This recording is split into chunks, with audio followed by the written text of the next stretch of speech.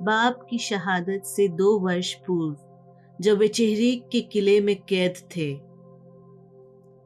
तब भी उनका संदेश क्षेत्र के दूर दराज शहरों में फैल रहा था।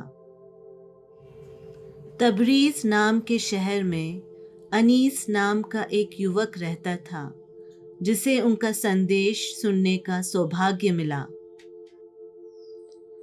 और उस क्षण से बाप के संदेश के लिए स्वयं का बलिदान करने की तीव्र इच्छा ने उसे भर दिया। उसके सौतेले पिता उस शहर के एक प्रसिद्ध व्यक्ति थे और उनके बेटे की आस्था और उसकी इच्छा की निंदा करते थे, तथा इससे उनके सम्मान पर जो आंच आई थी उससे वे परेशान थे। उन्होंने बलपूर्वक अनीस को घर में नज़रबंद कर दिया। उन्होंने उनके ऊपर पहरा लगवा दिया ताकि वह बाप से मिलने शहर छोड़कर नहीं जा सके। अपनी काल कोठरी में बंद हताश अनीस की आंखों से निरंतर आंसुओं का सैलाब बहता रहता था।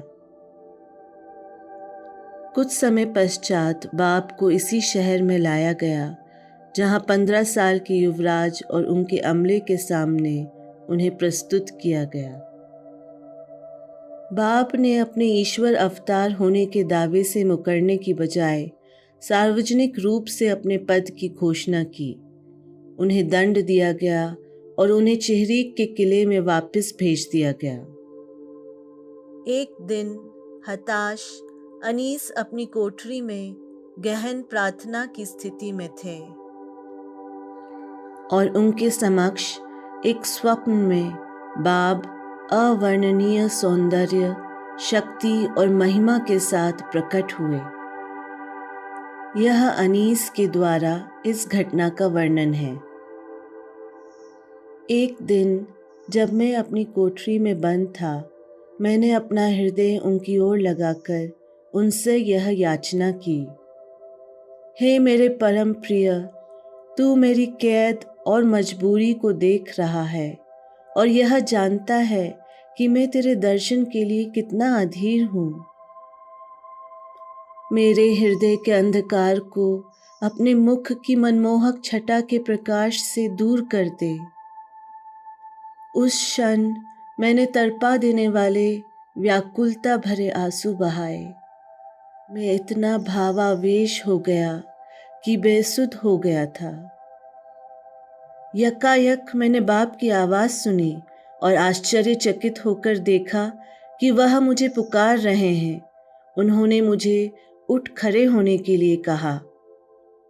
मैंने उन्हें अपने समक्ष साक्षात उनके महान तेजस्वी रूप को देखा। मेरी आंखों में आग डालते हुए वे मुस्कुराए।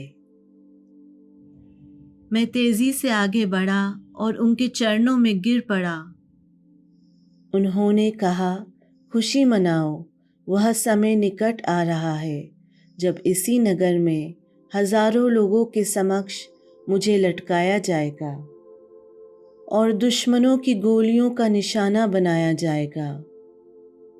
मैं तुम्हारे अतिरिक्त किसी अन्य को मेरे साथ बलिदान का प्याला साझा करने के लिए नहीं चुनूंगा।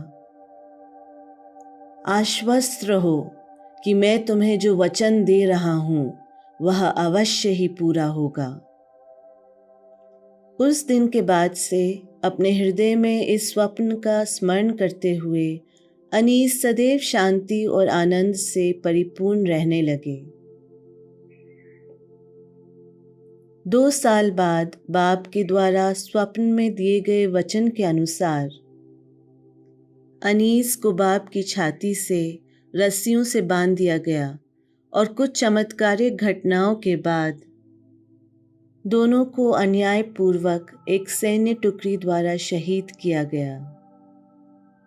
उस नवयुवक द्वारा दिया गया बलिदान इतना मर्मस्पर्शी और पवित्र था कि जिस दिन उसने अपने प्रियतम के लिए अपने प्राणों को न्यौछावर किया, उस दिन तबरीज की समस्त जनता ने उनके लिए आंसू बहाए।